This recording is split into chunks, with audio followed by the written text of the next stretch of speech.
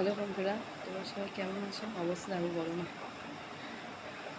আর নিয়ে চলে এসেছি নিচের একটা ছোট্ট পার্সেল। ভাবলাম তোমাদের সাথে শেয়ার করি। ভিডিও যখন করাই শুরু করেছি, আমি তোমাদের সাথে একটু শেয়ার করি। পার্সেলে দেখো, বেশি প্রাইস নয়, এটা 328 টাকা মাত্র।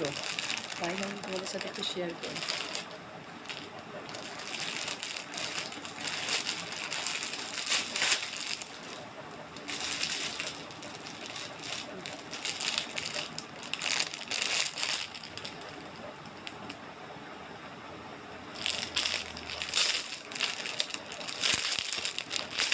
গরমের অবস্থা দেখো।